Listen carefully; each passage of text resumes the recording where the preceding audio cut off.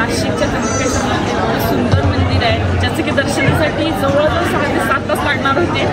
आम्हाला ह्याच्या आधी मुंबईमध्ये अनुभव आलेला होता, त्यामुळं इथं पास घेऊन नक्की दर्शन केलेलं आहे. खूप छान मंदिर आहे, वातावरण गार आहे, बाहेर जितकी उष्ण आहे तितकी अजिबात जाणवत नाही. हेमाडपंथी बांधकाम आहे.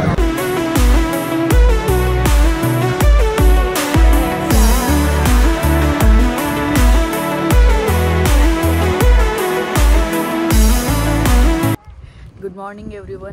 I am sure I am not visible to you, म्हणजे खूप कमी दिसत असणार आहे, कारण हे जे वातावरण आहे ही अनुभूती घ्यायला म्हणजे हे मिनी केदार म्हटलं तरी चालेल.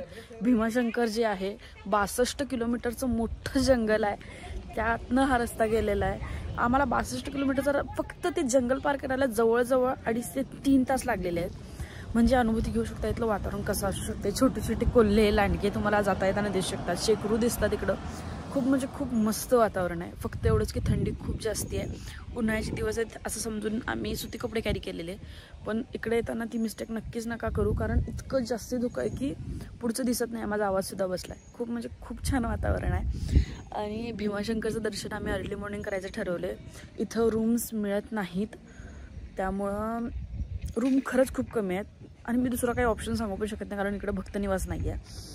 इथं बरेचसे लोक असे होते की जे आपल्या गाड्या करून आलेले, त्यांना रस्त्यावर झोपावं लागले लिटरली. आत्ता असं झाले की दर्शन चालू झाले, त्यामुळे दिसत नाही आहे की माणसं झोपलेली होती किंवा काय, पण बऱ्यापैकी सगळी माणसं रस्त्यावर झोपलेली होती. सो इकडे येताना पूर्वतयारी करून या, किंवा असंही असू शकतं की दिवसाचं दर्शन प्रेफरेबल असेल माझ्यासारख्या फॅमिलीसाठी, कारण रूम्स नाही मिळत सहसा इकडं. सोय अशी आहे, लोक रस्त्यावर चटया वगैरे टाकून झोपलेले. दोन्ही साईडला पार्क केल्यामुळं इकडं लोकांनी इनोर पार्किंगमध्ये गाड्या लावल्यात. इथं टोचं वगैरे काय आहे माहीत नाही, पण गाड्या जर आत पार्क केल्या तर तो इश्यू नाही येणार. अजून बरीच गर्दी वाढणार आहे इकडं. जर्नीची स्टार्टिंग आणि एंडिंग नाही करू शकलो मी, म्हणजे हवी तशी, कारण आम्ही असं ठरवून गेलेलो की फक्त फॅमिलीच जातोय, सो आम्ही बसने ट्रॅव्हल करू, कारण मी आणि मम्मी आहे आणि महाराष्ट्रात आम्हाला फिरण्यासाठी हाफ तिकीट लागेल. पण हा पण एक पॉईंट होता की 4 दिवसांचा पास असतो तो काढून आम्ही फिरायचं असं ठरवलेलं, पण प्लॅन वर्क नाही झाला. आम्ही रात्रीतनं निघायचं ठरवलेलं, आणि जे पास असतो तो फक्त रात्री 9 वाजेपर्यंतच अवेलेबल होतो, आणि आम्हाला पोहोचायला काहीतरी 9:30 वाजून गेलेले, त्यामुळे तो पास काय आम्हाला मिळाला नाही. मग आम्ही ठरवलं की इकडून निघून नगरपर्यंत तरी ट्रॅव्हल करूया बसनी, पुढं बघितलं जाईल. त्या अनुषंगाने आम्ही बसने निघालो. पहिल्यांदा शनिशिंगणापूर स्टॉप केला. शनिशिंगणापूरला पोहोचल्यानंतर तिथलं दर्शन झालं आमचं, म्हणजे अर्ली मॉर्निंगच झालं, कारण 2च्या आसपास काहीतरी आम्ही शनिशिंगणापूर जवळ पोहोचलेलो.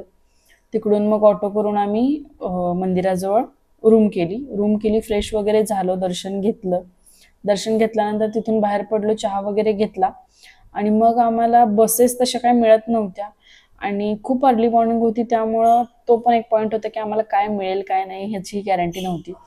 त्यानंतर आम्हाला एक ट्रॅव्हल्स मिळाली, जी की आम्हाला छत्रपती संभाजीनगरच्या ॲटलिस्ट नाक्यापर्यंत तरी सोडलं, कारण आम्हाला कृष्णेश्वरला जायचं होतं. मग त्या अनुषंगाने आम्ही तिथंपर्यंत ट्रॅव्हल केलं. तिथून मग पुढे आम्ही लोकल बस शोधत होतो, पण लोकल बस काही केल्या आम्हाला मिळाली नाही. शेवटी ऑटोवाले मिळाले. मग ते पण एवढा जास्ती रेट सांगतात, 1000-1500 फक्त तुम्हाला कृष्णेश्वर मंदिरपर्यंत घेऊन जाऊन आणून सोडण्यासाठी. पर पर्सन 250 आणि 300 रुपये सांगतात ते. कमीत कमी खूप कमी केलं तर आम्ही 3 जण होतो, आम्हाला 1,500 रुपये सांगत होते ते, कारण पीक सीझन होता, सुट्ट्यांचे दिवस होते.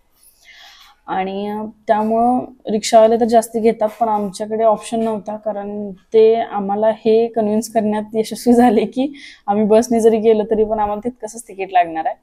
त्यामुळे आम्ही रिक्षाने गेलो. घृष्णेश्वरचं दर्शन केलं. घृष्णेश्वरच्या दर्शनाला तिथं मोबाईल वगैरे अजिबात अलाउड नाहीये, म्हणजे तुम्ही तिथं मोबाईल, घड्याळ काहीही कॅरी करू शकत नाही. जसं काशी विश्वनाथची सिस्टीम आहे की जिथे तुम्ही काही स्मार्टवॉच वगैरे काही गोष्टी कॅरी करू शकत नाही, तसंच घृष्णेश्वरच्या मंदिरात सुद्धा आहे. त्यामुळे तिथेही काही कॅरी करू शकलो नव्हतं, बाहेरच सगळ्या गोष्टी ठेवायच्या होत्या. तिथं प्रत्येक डिव्हाइससाठी 10 रुपये असं होतं. आमच्या घरात तर 4-5 फोन असल्यामुळे प्रत्येकाच्या फोनचे, घड्याळांचे असे मिळून त्यांनी 70-80 रुपये काहीतरी घेतले. त्यानंतर तिथलं दर्शन झालं. पुन्हा ऑटोवाल्यांनीच आम्हाला तिकडून घेऊन आले. नाश्ता करण्यासाठी सकाळी 10 काहीतरी वाजले, कारण आम्ही खूप लवकर स्टार्ट केलेलं, त्यामुळे आम्हाला लवकर दर्शन वगैरे झालं आमचं. सकाळी 10 वाजता त्यांना आम्हाला म्हटलं की नाही तुम्ही जेवणच करून घ्या. 10 वाजता कोणत्याही हॉटेलमध्ये जेवण नव्हतं. आम्ही कसाबसा थोडाफार नाश्ता केला. खाण्याची थोडीशी परवड होते, कारण जर पीक सीझन असेल तर बरेच लोक आलेले असतात, त्यामुळं नाश्ता वगैरे कुठे मिळेल तर मिळेल सर. तिथून मग पुढे आम्ही आलो कृष्णेश्वरच्या स्टॉपपर्यंत. मग आतापर्यंत आम्ही थोडंफार ड्रेन झालेलो होतो, कारण आम्हाला इतकं कळालेलं की इकडून डायरेक्ट बसेस तर तुम्हाला मिळणार नाही आहेत, कारण तुम्हाला तीर्थस्थानाचं जर दर्शन करायचं असेल तर सिटी टू सिटी मिळू शकतात. मग आम्हाला त्यांनी असं कन्व्हिन्स केलं की तुम्ही कॅबच करा. त्यांच्या ओळखीनं आम्ही एक कॅब केली, जी की आम्हाला त्र्यंबकेश्वरचं दर्शन घडवून पुन्हा आणून सोडणार इथंपर्यंत ठरली होती. त्र्यंबकेश्वरचं दर्शन केलं. तिकडून मग त्र्यंबकेश्वरच्या दर्शनची फुटेज आहे, मी ती ॲड केली आहे. त्र्यंबकेश्वरचं दर्शन घेतल्यानंतर पण तिथं इतकी जास्ती गर्दी होती की 6 ते 7 तास लाईनमध्ये थांबत होते. ते लोकांनी तिथले सांगितलंच होतं. शेवटी मदुराईमध्ये आम्हाला अनुभव आलेला होता मीनाक्षी टेम्पलला, त्यामुळे आम्ही यावेळी पासेस घेऊन गेलो. तिथे पर पर्सन 200 रुपये पास आहे त्र्यंबकेश्वरमध्ये. आणि तिथून दर्शन घेतल्यानंतर आमचं 1.5 ते 2 तासात दर्शन झालं. तिकडून बाहेर पडल्यानंतर मग आम्ही त्याच सेम डेला भीमाशंकरसाठी निघालो. नाशिकवरून भीमाशंकरसाठी निघाल्यानंतर भीमाशंकरमध्येही फोन वगैरे अलाउड नाही आहे. ज्योतिर्लिंगांची विशेषता अशी आहे की तिथं फोन वगैरे अलाउड नाही आहे. तुम्ही जे काय असेल ते दर्शन घेऊन तुम्ही बाहेर पडू शकता. नाशिकमध्ये फोन आतमध्ये घेऊन जायला अलाउड होतं, पण फोटोज काढायला बंदी होती. बाकी सगळीकडे फोन घेऊनच जायचं नाही असं त्यांचा नियमच होता. त्यानंतर भीमाशंकरचं दर्शन करण्यासाठी आम्हाला रात्री पोहोचायला वाजले 1:30-2 सेम डे, कारण आम्ही 2 दिवसात 3 ज्योतिर्लिंग करायची ठरवलेली होती. भीमाशंकरला ज्यावेळेला पोहोचलो त्यावेळेला तिथं एकही भक्तनिवास नव्हतं, एकही हॉटेल नव्हतं, काही नव्हतं. मध्य प्रदेश, तेलंगणा वगैरे असे बऱ्याच ठिकाणाहून जे लोक आलेले ते सगळे आपापले चटया वगैरे टाकून रस्त्यावरच झोपलेले होते, कारण तिथं अजिबात हॉटेलची काही सोय नव्हती. एकच म्हणजे ते खासगीच घर होतं, जो की तिथला जो माणूस होता तो पर पर्सन आंघोळीसाठी 500-500 रुपये चार्ज करत होता. म्हणजे तुमच्या फॅमिलीत 2 असू दे किंवा 4 असू दे. म्हणजे आमच्या 3 जण होती तर आम्हाला त्यांनी पहिल्यांदा 2,000 रुपये सांगितलेले, कारण तुम्हाला एक 2 ते 3 तासासाठी रेस्ट पण होईल आणि तुमच्या आंघोळी असं मी त्यांना 2,000 रुपये सांगितलेले. आम्ही म्हटलं नको. मग आम्ही तिथून आमच्याच गाडीमध्ये झोपलो. बाहेर आल्यानंतर वॉशरूम्स वगैरे होते, तिथं फ्रेशन आउट झालो आणि अर्ली मॉर्निंगच्या दर्शनसाठी म्हणजे 4:30 वाजता काहीतरी आम्ही भीमाशंकरच्या लाईनमध्ये थांबलो, कारण 5 वाजता दर्शन चालू होत होतं तिथं. आणि सकाळच्या दर्शनासाठी गेलो. भीमाशंकरचं दर्शन पण खूप छान झालं, कारण गर्दी नव्हती. सकाळची आरती मिळाली आणि भीमाशंकरचं दर्शन करून झाल्यानंतर नाश्ता केला तिथे, थोडंफार पोहे वगैरे खाल्ले. भीमाशंकर हा अनुभव ज्यांना केदारनाथ जाणं शक्य नाही आहे त्यांनी नक्कीच भीमाशंकर जाऊन यावं, कारण भीमाशंकर खूप छान आहे.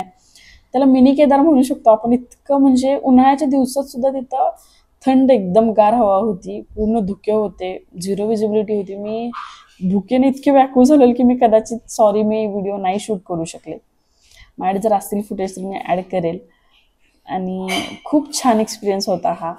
फक्त मी फॅमिली जर येत असाल तर तुम्ही कॅब वगैरे करून किंवा पर्सनल स्वतःची गाडी घेऊन आला तर खूप छान राहील. बसेसच्या वगैरे भरोशावर नक्कीच नका बसू. जर व्हिडिओ आवडले असल्यास तर लाईक, शेअर आणि सबस्क्राईब करायला विसरू नका. भेटूयात पुढच्या व्हिडिओमध्ये. तोपर्यंत बाय.